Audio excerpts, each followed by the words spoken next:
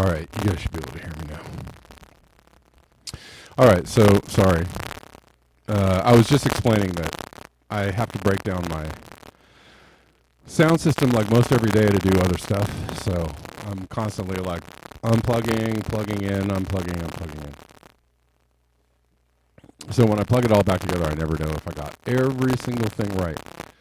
Too scratchy? Too scratchy?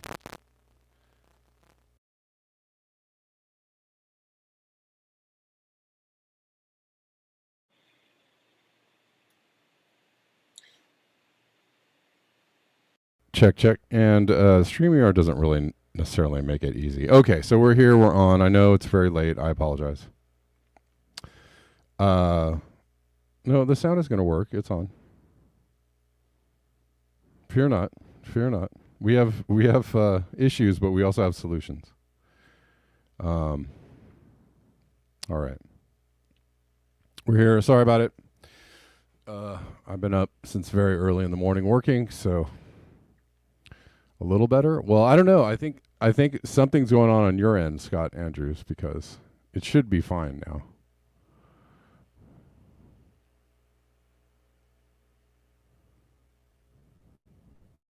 All right. Everything good? Can you all hear me? Rockfin? Everybody? Okay, good. All right. Okay. Anyways, welcome back to Black Bear News, where everything is connected, and also we're covering the seemingly the most controversial subject on the planet, because nobody can decide whether it's happening or not. And there seems to be bitter arguments and a whole lot of posturing and conjecturing about whether this thing is actually going on or not. And I don't know. I feel like it's kind of obvious. Actually, RFK, there was an interview with RFK. The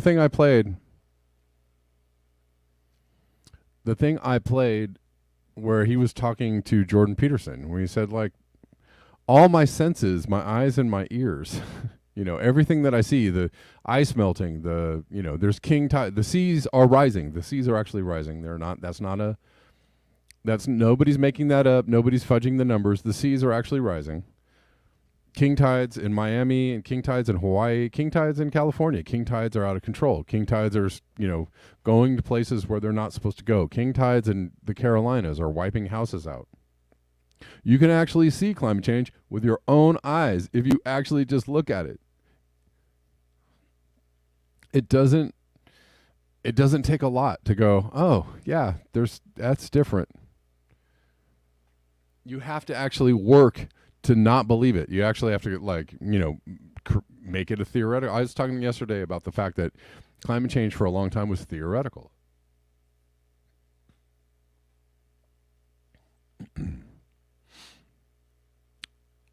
Climate change was theoretical, right? It was a thing that, scientists said, hey, if we keep doing this stuff, these things are going to happen in the future. And everybody was like, are you sure? We don't think so. We think everything's fine.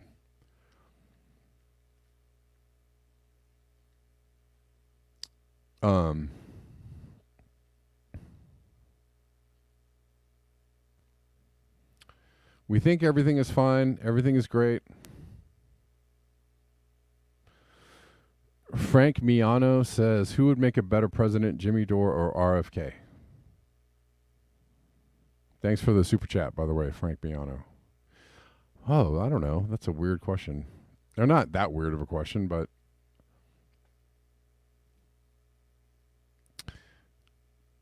I don't know. It's hard to pick. I like them both. I feel like Jimmy Dore would be more fun as a president. Like way more fun. Who would get more done? Neither. I don't know. Might be sarcasm. It is a funny question on many levels.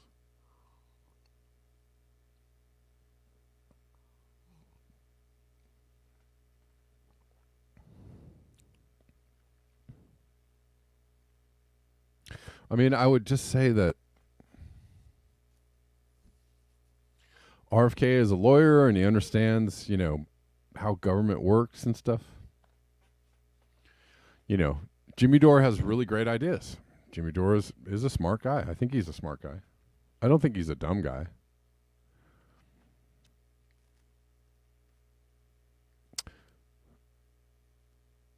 Melanie Daniel says, I just saw a story out of India that they're not going to be exporting rice anymore. That's interesting. Yeah. People are going to get real nationalistic. Nationalism is so bad. They're nationalists. They're nationalistic. They're saying like, well, we want to feed our people and things might be getting a little sketchy. So maybe we want to keep this rice? I don't know. I think, Jimmy would do his best to call it the bullshit, but, he would probably...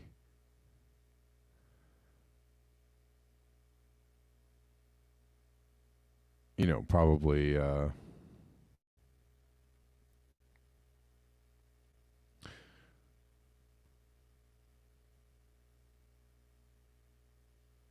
Whoa, you don't like RFK, Melanie Dennis.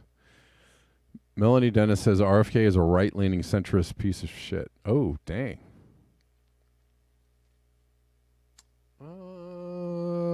I don't know if he's right-leaning. I don't know that he's right-leaning. I think RFK is way more left than most Democrats, honestly.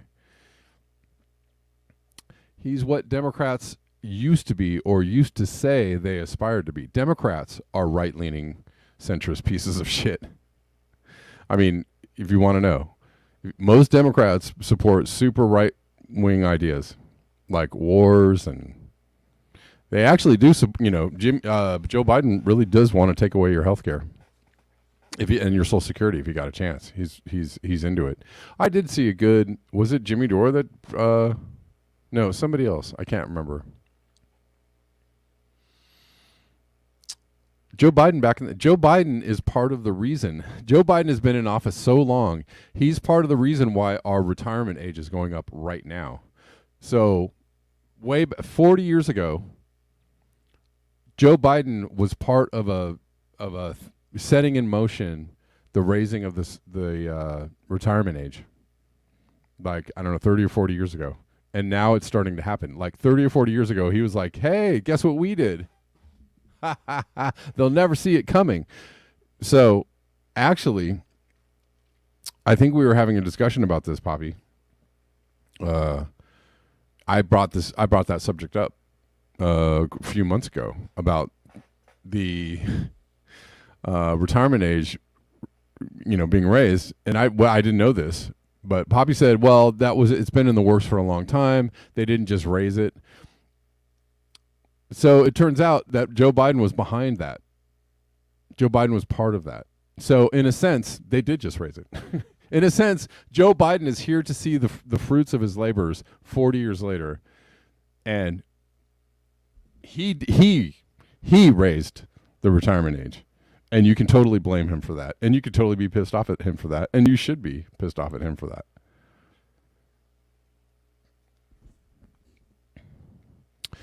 I know. RFK is not. I'm not saying that RFK is the greatest ever, and there are issues, I'm sure, and maybe he's just a big fat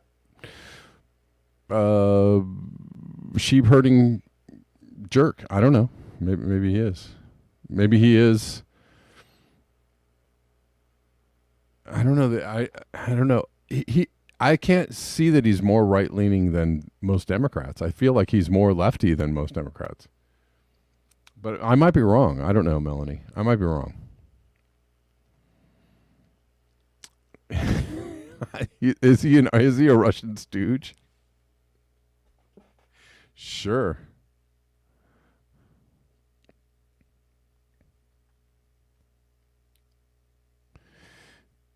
Yeah. Anyways, so Joe Biden was part of that movement. Joe Biden helped that along. Joe Biden was like, "Sure, I'll help you raise the retirement age. I love doing stuff like that."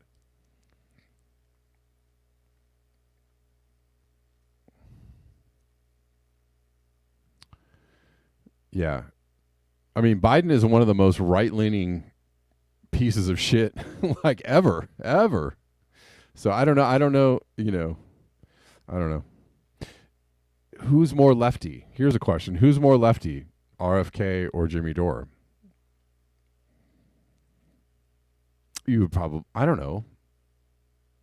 I guess you would say Jimmy Dore is more lefty, except for now he starts to not believe that climate change is a thing. He's probably more left on, say, Israel or Palestine than RFK.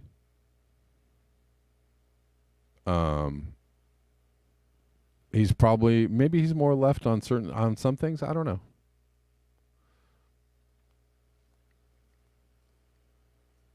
But Biden is one of the most is the rightiest. Biden is more right than Trump. Biden is to the right of Trump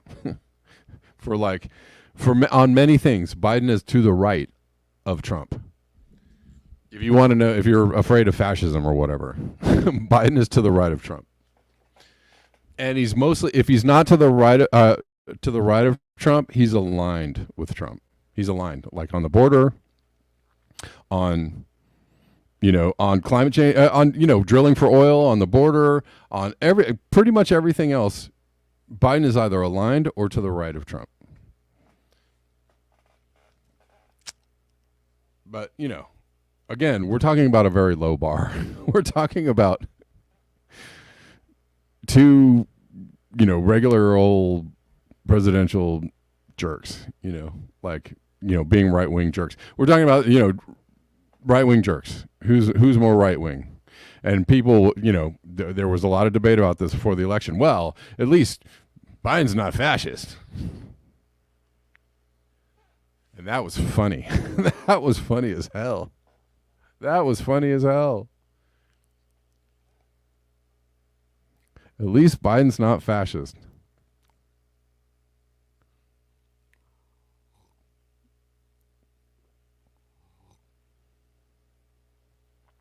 Anyways.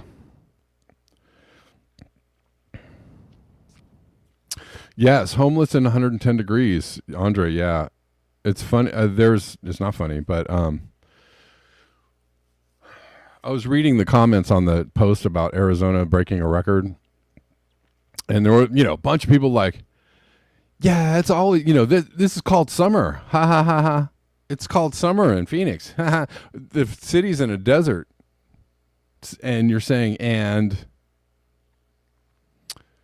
I was like, I didn't actually have time. I didn't have time before the show to comment and let them know, says all the people that go from their air-conditioned homes to their air-conditioned cars to their air-conditioned jobs. And have right now still have money to go to the store and buy food and all that kind of stuff. I was like, wait for the power to go down. If you live in Phoenix, if you're like, yeah, ha ha ha, it's Phoenix, wait for the power to go out. You guys will be eating each other in like 3 days. Guess it's summer. I mean, literally it would be mayhem if the power went down in Phoenix for several days. People would just be losing it. And, guess it's summer. Right? As they're being wheeled into an ambulance.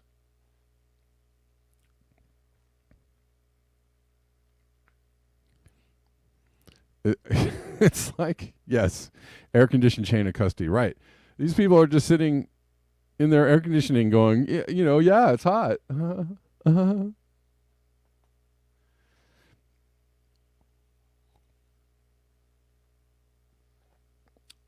Yeah, it's hot. And you would have nothing. You would have nowhere to go and nowhere to hide when the power goes out for about 3 days in Phoenix. And then your ass would be like, I'm going to drive to my cousin's house in North Dakota for a little while. Okay? Because this sucks.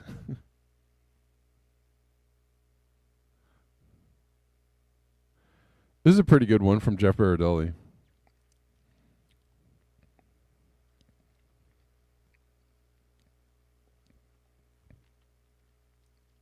I can guarantee you the people that lived in Phoenix during the summer, well, all year round, the people that lived in Phoenix 50 years ago could handle the heat way better than your butt can. You're probably 20 pounds overweight. Drive all day, spend all day driving around in your air conditioned SUV, but they could handle the heat. I guarantee you they could deal with it. You cannot. Snarky Twitter commenter.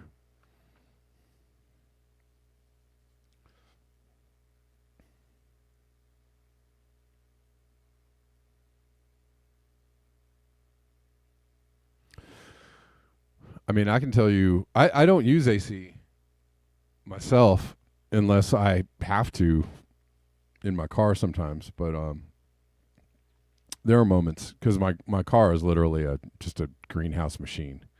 But in my house, in my studio, I don't use a AC, and I can tell you if it's 100 degrees outside, I'm just talking about Los Angeles. If it's just 100 degrees, it's freaking hot, and it's hard to do things. And I've been here in this same house when it's been 120 degrees outside. I can tell you that ain't no joke. That is no joke.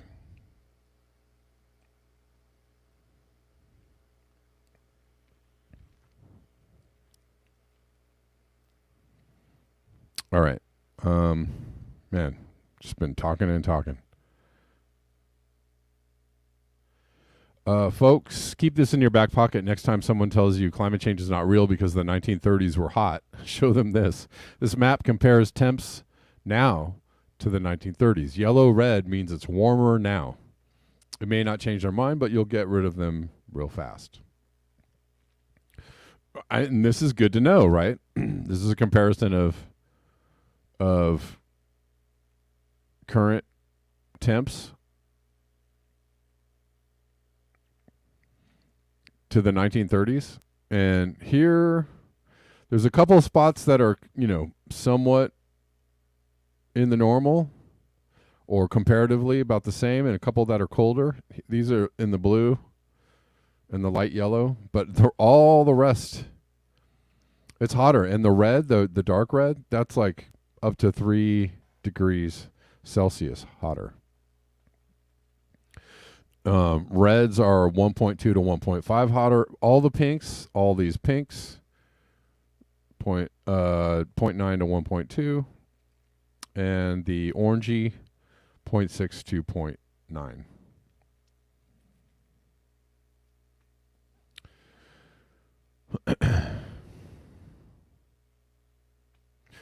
Are you asking about my guitar wood? No, it doesn't warp. I mean, it doesn't get that hot here.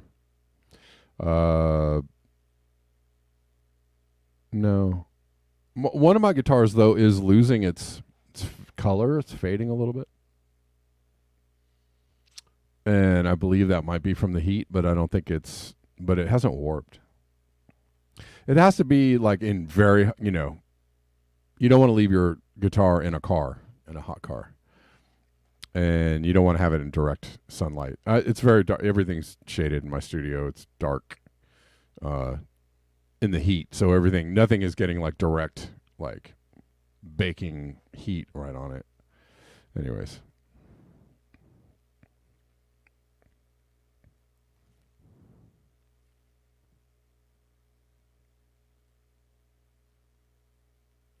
Record heat wave from California to Florida has caused dozens of deaths, filled some hospitals.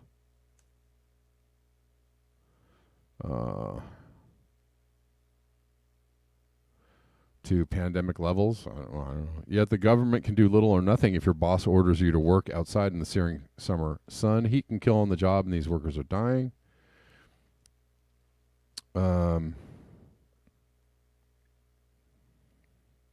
Record heat wave. I'm not going to keep saying the same things over and over. OSHA is only now in the process of drafting a heat standard for workplaces. Even as climate change means such extreme weather will likely grow more common. the effort announced by the Biden administration nearly 2 years ago is likely to years from taking effect if it does go into effect at all.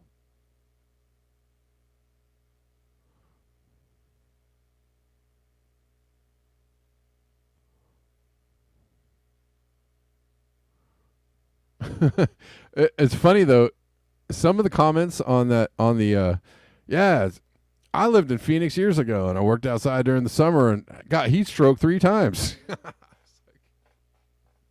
Yeah, you know you can die from heat stroke, you moron. Like, it's fine. Sure.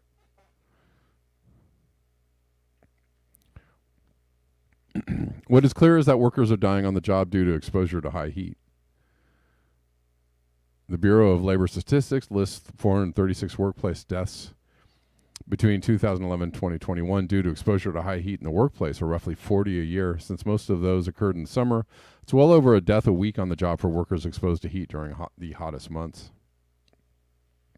Experts say those numbers grossly underestimate the number of actual deaths from heat exposure on the job. Heat illness interferes with cognitive ability. People suffering may make more mistakes due to high heat. That won't go down as heat-related illness if you get run over by a vehicle or crash it, but it was caused by the heat. Yeah. Absolutely. It's hot, you're loopy, you do something stupid, and it's like, well, John pushed the wrong button on his forklift and went careening into a wall, or etc.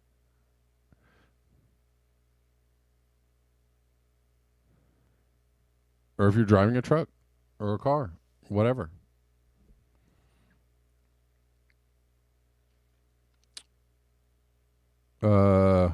Eugene Gates, a 66-year-old letter carrier in the Lakewood post office in Dallas, collapsed in a front yard on his route and died on June 20th. The National Weather Service recorded a high temperature of 97 degrees at the Dallas Love Field Airport that day, but the heat index, which can be a better gauge of how hot it feels, reached about 115 that day, according to National Weather Service data tracked by Wonderground.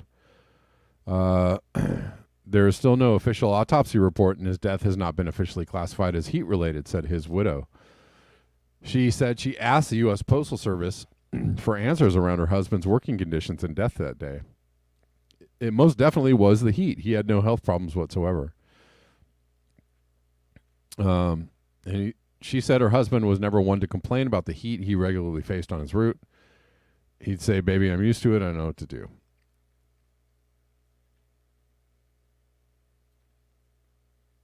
Heat stroke is a deadly condition in which the body's core temperature can rise above 104 degrees, said W. Larry Kenny, a professor of physiology and kinesiology,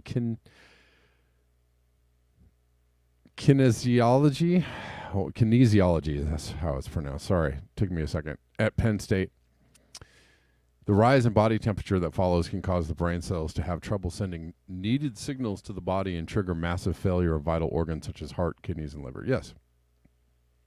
Heat stroke is a life-threatening emergency that causes some form of cognitive dysfunction. Most people who die from it succumb to a combination of high core body temperature and heart failure. Exertion in those conditions can significantly increase the risk.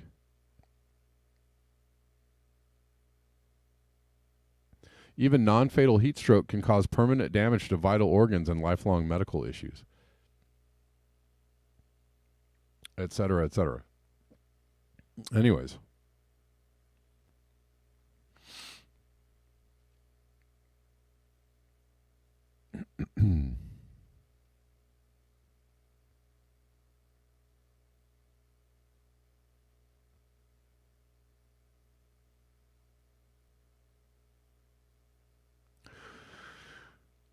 So that is happening.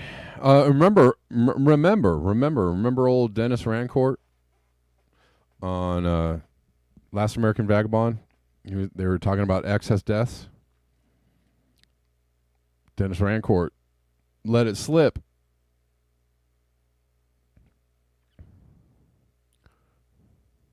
Let it slip that a lot of excess deaths are being attributed to heat.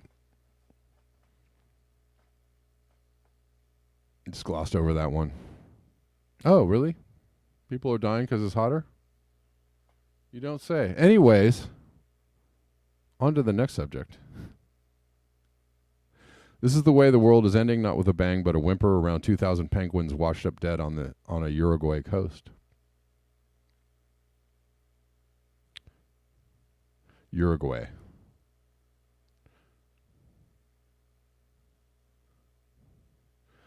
Oh my God. Do I have to get these things every freaking time? I'm so sick of that.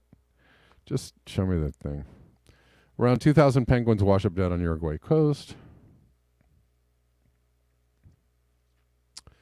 And the cause does not appear to be avian influenza. It remains a mystery, authorities said. Remember all the birds that washed up dead on, or the birds that were dead on the Mexican coast that they thought was avian flu? And it was not avian flu, it was starvation.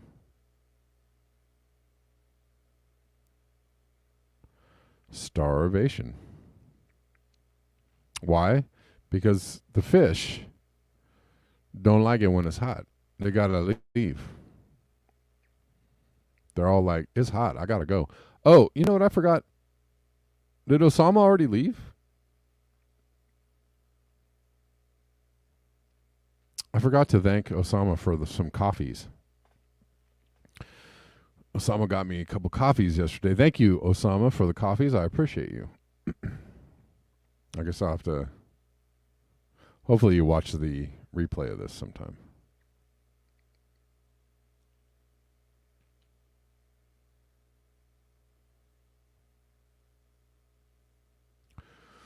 The birds that were all dying in Mexico were dying of starvation because the fish, they could not get to the fish because the fish were escaping the warmer, surface waters and going either deeper or away from where the birds were used to finding their food.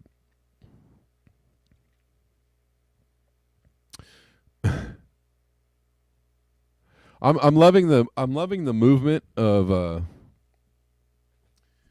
don't know, kind of making fun of like the climate trolls.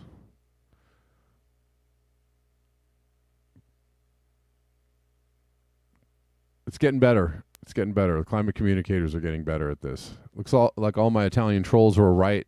After all, there are no extreme weather events happening in Italy. This is just summer. This happens every year.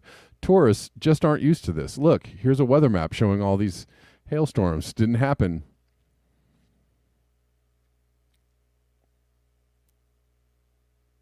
Right?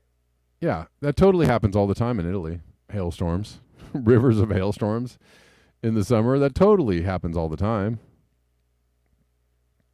What? No, it doesn't. What else is here? What else is there? Hold on. There was a tornado in Italy. There was hail. There was tornado. There's record heat. There's all kinds of stuff going on in Italy. A tornado in Milan in Italy in July. What next? Giant hailstones. This is from John Gibbons. I'm assuming that tornadoes are not all that common in Italy, right?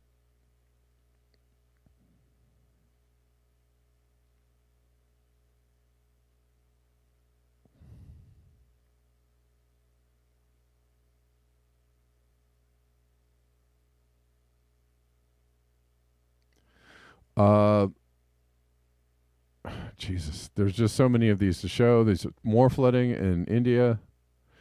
I sent a bunch of these to Jimmy Dore, tagged him in it.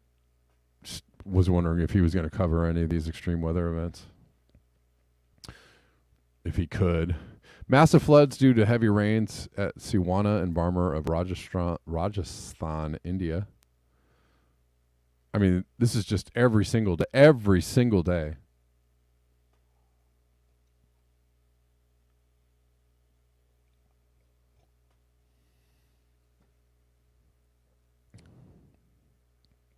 It's just weather. Lance, give me a moment, man. I want to cover some stories before I take your call.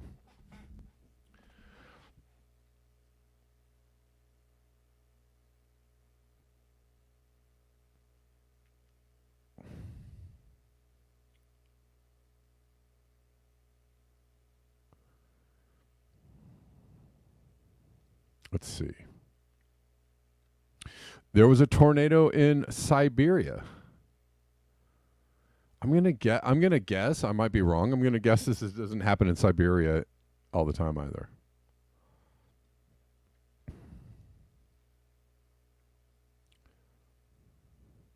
Tornado on the Arctic Circle in Turakansky district of Krasnoyarsk Krai, Russia, Siberia.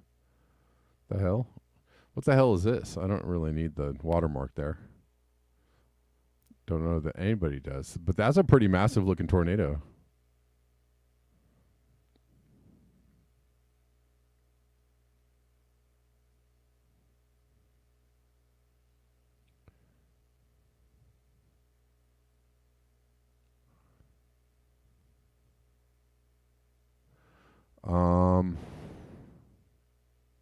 There is a wildfire going on in Greece, and people are fleeing this wildfire. Somebody else had a really great comment on this. You know, along the lines of like, anyways, I'll read this. Mass evacuation in Rhodes, Greece.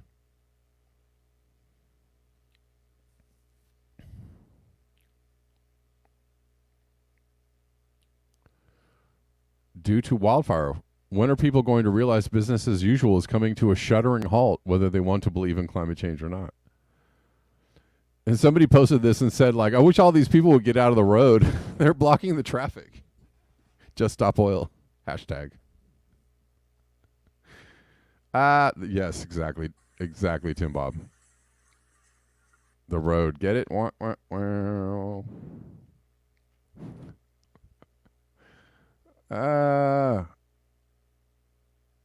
Here's more people evacuating from this wildfire in Greece.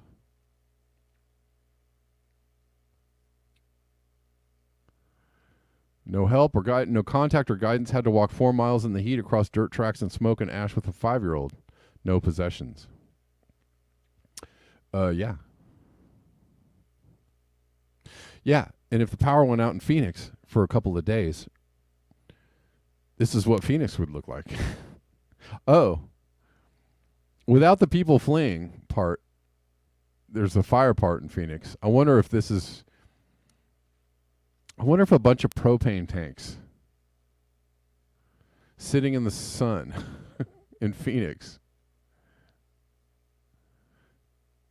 in 120 degree for 13, 14, 16, 18 days. I wonder if that'll do something to propane tanks.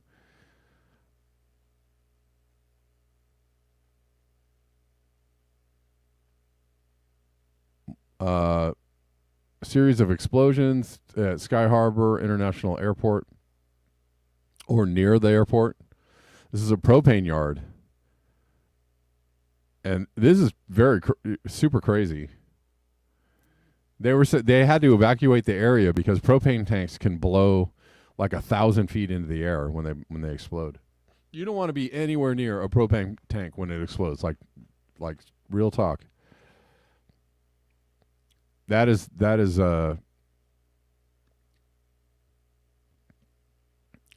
a good place to be.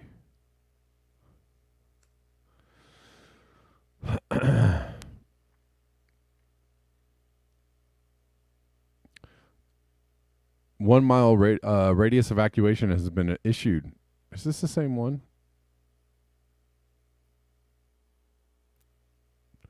There was a different one. Sorry. I feel like this is the same one.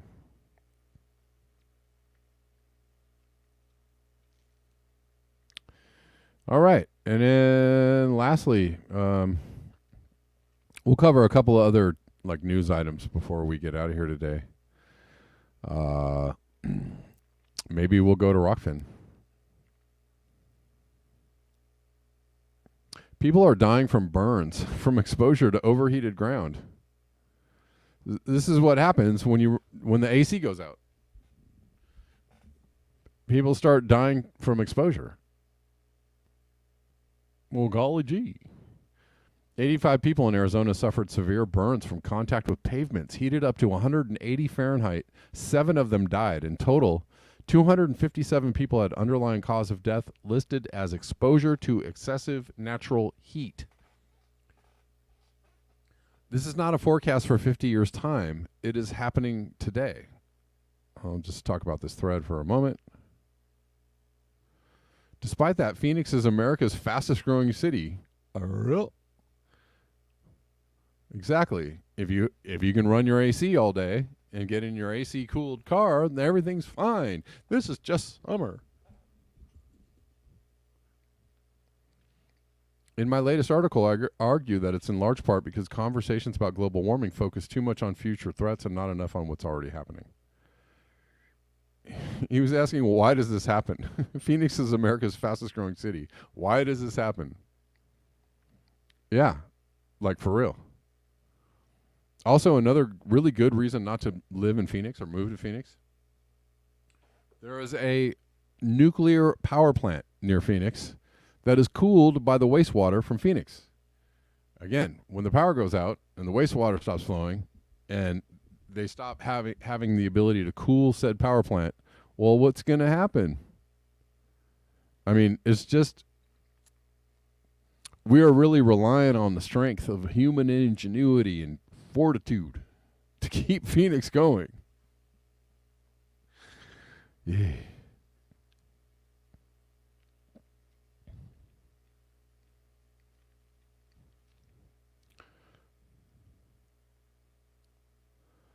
But that is probably not going to be enough. Human ingenuity and fortitude is not going to be enough to keep Phoenix going. Probably not. Eventually.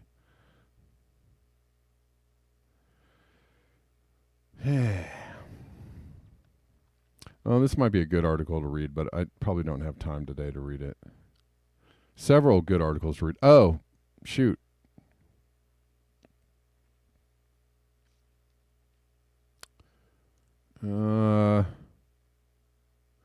Why ecocide is the perfect revenge on our children. I think this is a cheeky.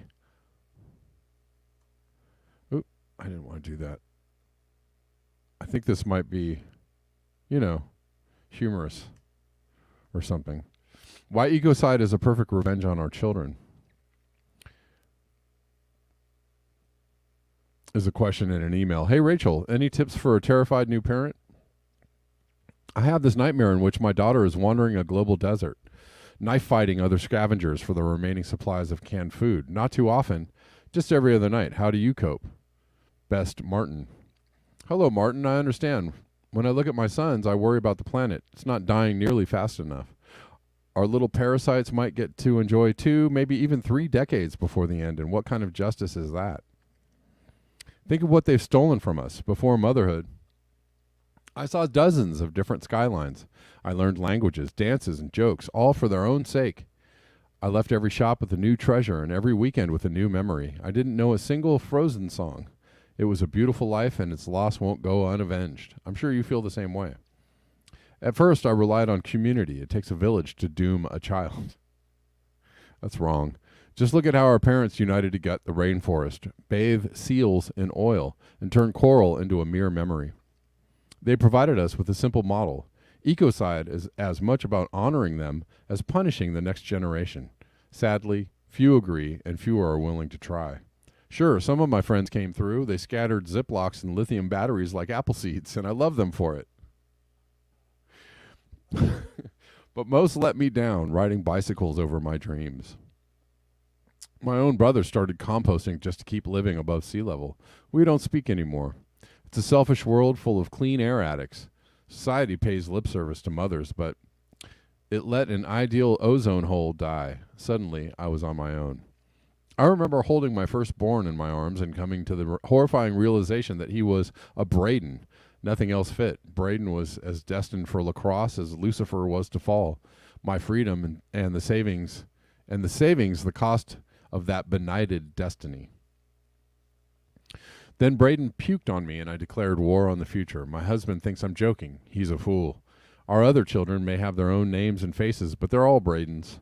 Thieves of cruise vacations and retirement funds. They deserve McConnell and Manchin's bipartisan vision of our future. So I got active. I stopped waiting for Earth to die and invested in Chevron. I switched to an all-beef diet. I bought a big dumb truck to haul every cell phone, laptop, and e-reader that's ever died on me to a nature preserve. I call it a battery park. It wasn't easy. I kept Braden's picture in my wallet to remind me what mattered, making his world a wasteland, just like mine. After the 4th Moana rewatch in 2 days, I'm glad he likes seawater. There's plenty in his future. With my own house in order, it was time to organize. I founded Extinction Counter Revolution, a sane answer to the misinformation and terror of survival activists. Our newsletter helps readers understand that ecocide is a two-sided issue and that our side is correct. For the low price of tomorrow, we can enjoy private planes and plastic spoons today. Why not join? I know that it's tempting to give up. Headlines about carbon capture, new solar energy records, and colonizing Mars are designed to keep you distracted and afraid. They want you to think that your children will live longer, better lives, and that you're powerless to stop it. That individual actors can't ruin a planet. I say bring it on. This month alone, I've written op-eds championing clean coal, federally subsidizing whaling, and diverting pipelines through high schools. All composed during Braden's endless lacrosse games. He can't throw or catch, but he can inspire. Don't let negativity cloud the truth. We're doomed. Our children have a better chance of colonizing Narnia than Mars, and getting to this point took hard, focused work.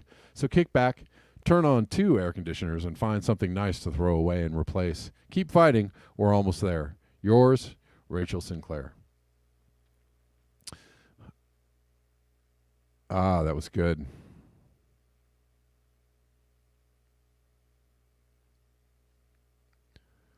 That was good.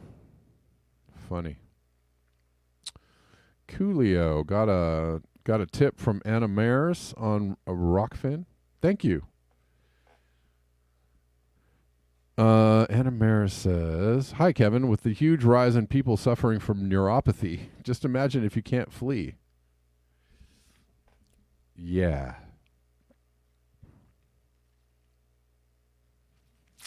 Imagine if you will. Imagine in your mind. One of the greatest lines ever. Just imagine in your mind if you can't flee. All right.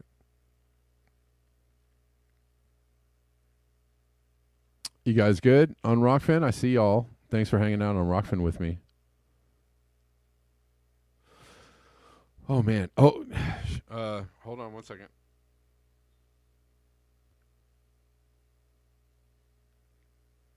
Okay, Lance, hold on. Give me 1 second. I'm gonna take your call. Can we keep it a little bit brief though, Lance? Because I wanted to cover like 2 more stories before I go. How's it going, Lance? Good, man. Brief is a very, very obscure word in my vocabulary, but I'll try. So,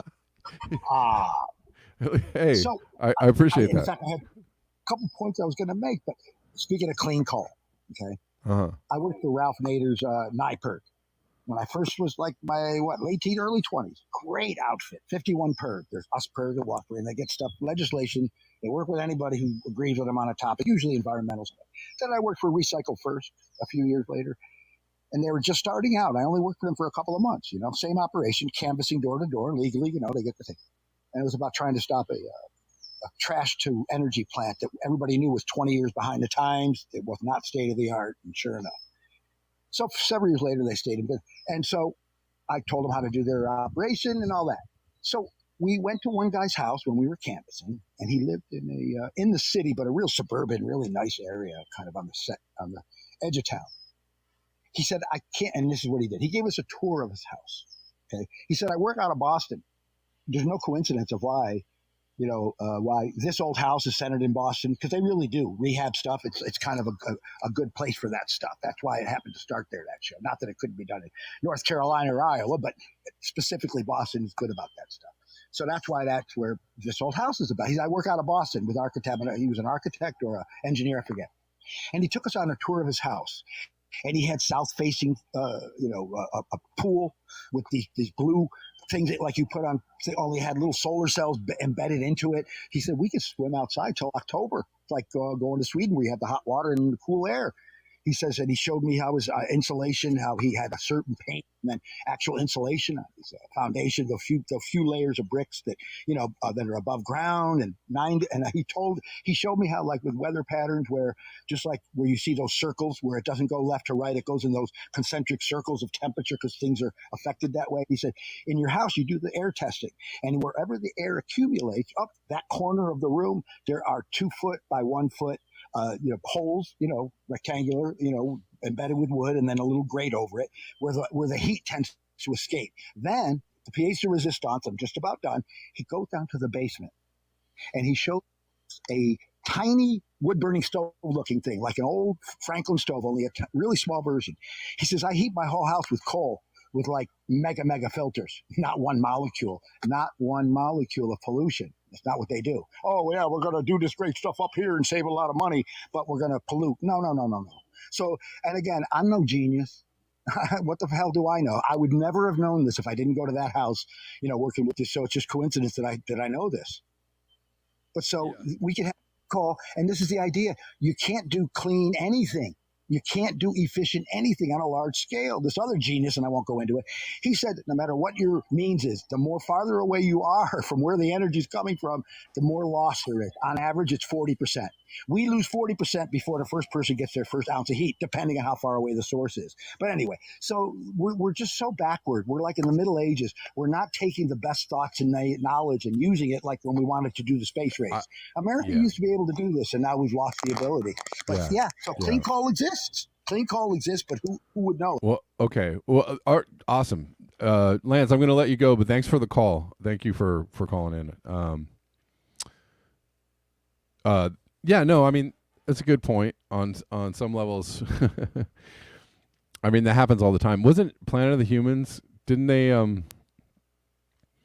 had a section on Planet of the Humans about having like a solar powered like music festival, right? And behind, it was supposed to be powered by renewables, but behind the actual festival, everything that was happening behind the guts of the festival, there were, fossil fuel generators like making everything go, and they were like, no, we can't power this on freaking solar panels. Hell no. Like, we need more energy than that. I mean, it's kind of like that, right? So, I think renewables are getting better. Do I think they're the answer to our problems? No. I mean, lots of people use renewables and they do their best. They pitch in and they, try to make it work. But is it going to make our renewables going to power industrial civilization as we know it? No, hell no. And again, we're going to kill the planet trying to make that happen.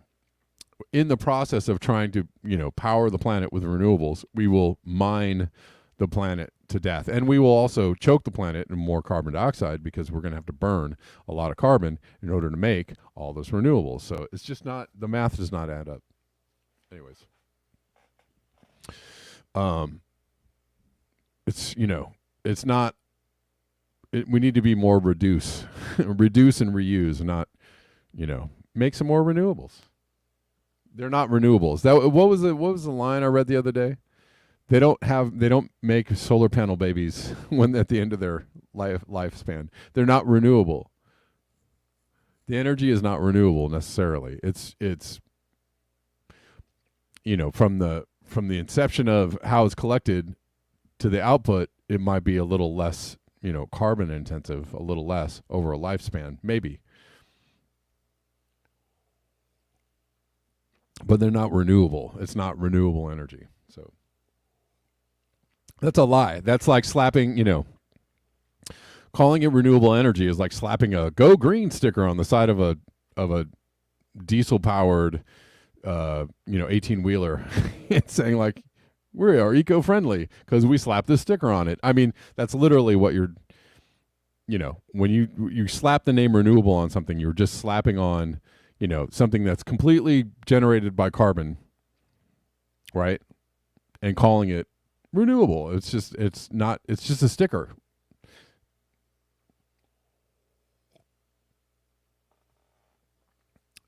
It's not it's not it's not actually renewable. It's not green. It is not green. It is not green. I don't know how many times I have to say that. I won't say it anymore.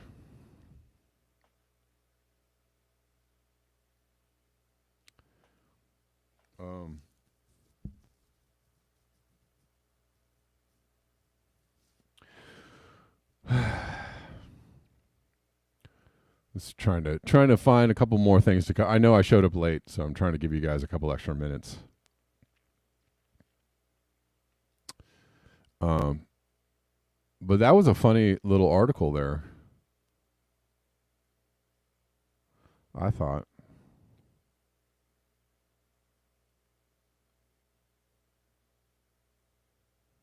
Well, here we go.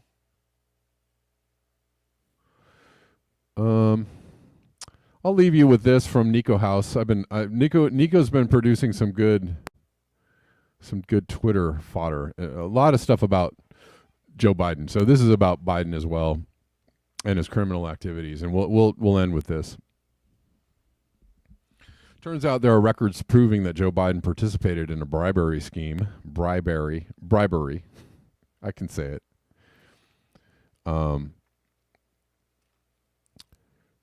Participated in a bribery scheme which involved him firing a Ukrainian prosecutor by threatening to withhold money from Ukraine. I mean, and how many times have we talked about this? So many times. So many times. The very thing Dems impeached Trump for doing during an election year. But there's actually more to that story. He wasn't just in a bribery scheme, Trump.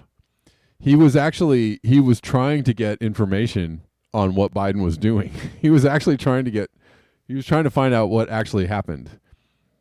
And I don't think he went about it very in a great way. But I mean, I think that they were trying to, say, hey, don't do that. Don't do that. We're going to impeach you and like make up some things about you in order to try and impeach you.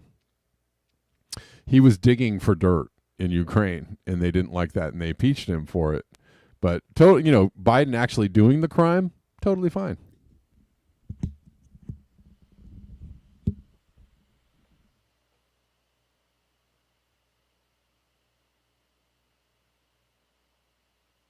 Senator Chuck Grassley just released unclassified documents that the Bidens have participated in yet another. Senator Chuck Grassley just released unclassified documents that the Bidens have participated in yet another criminal bribery scheme involving, yet again, Ukraine. Can I just say, it's kind of weird how involved the Bidens have been with Ukraine before Biden becomes president, and then once he becomes president, the world almost ends up in a world war just to protect Ukraine, seemingly on behalf of Biden's interests. But I digress. It turns out that Ukrainian energy company Burisma wanted to work with the United States, but they cut it because they were under corruption charges in the Ukraine. So somebody made a phone call over to Hunter Biden. Hunter Biden said, don't worry about it. We'll take care of it. I'll call my Pops. Pops got the prosecutor fired, and Hunter Biden received $5 million. How did Pops get the prosecutor fired? Well, he used his status as VP and threatened him by saying he's going to withhold money from Ukraine. Somebody out there right now is probably like, well, that story sounds really, really familiar. It sounds familiar because when Joe Biden was running against Donald Trump, the Democrats tried to impeach Donald Trump in the middle of the election for doing the exact same thing Joe Biden and Hunter Biden are guilty of doing that we just talked about. Starting to get it yet?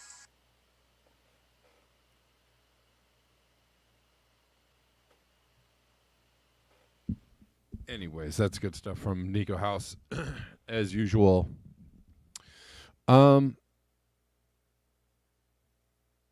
Yeah, I read a really good thread on the reasoning. It was an explanation of why we are in the Ukraine war. I don't know if I can find. I don't know if I'm going to be able to find it quickly.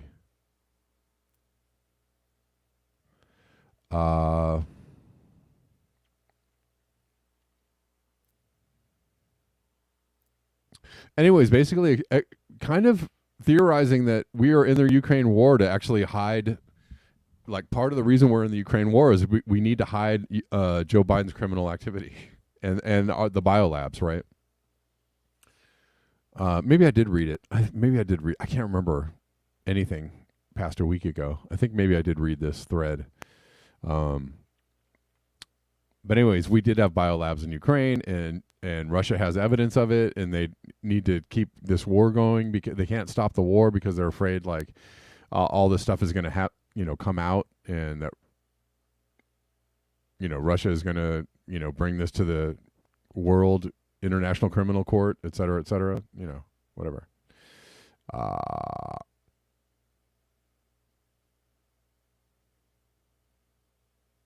It's somebody's theory. I don't know. Sounds pretty good. All right, guys, that does it for me. Thank you so much for your eyes, your ears, and your conscience. Adam super chatted me. Adam, thank you. Adam said thanks for your work. Thanks, guys. I got a couple super chats and a super ray, and I appreciate you guys. I didn't even, the other ways that you can support the show that are really, really good, paypal.me/Kevin Sandblum. Also, yes, Osama got me a couple coffees last night. Thank you, Osama. PayPal.me/Kevin Sandblum. Venmo @Kevin Sandblum. Cash App @Red Llama Music. BuyMeACoffee.com/Blackburn News. Those are the super good ways to support me, but all the ways are good ways. So thank you, guys. I'll check the coffees before I go, in case I missed anything. Well, Osama, Osama bought me coffee. Says, so grateful you are creating excellent, truthful content. Thank you, the man with many names. And just don't want to miss anybody before I get out of here. I will see you all tomorrow at the regular time. Oh, yes, I think so. I'm going to see you at the regular time of noon, 12 p.m. tomorrow. All right. Thank you, guys. Until next time, peace.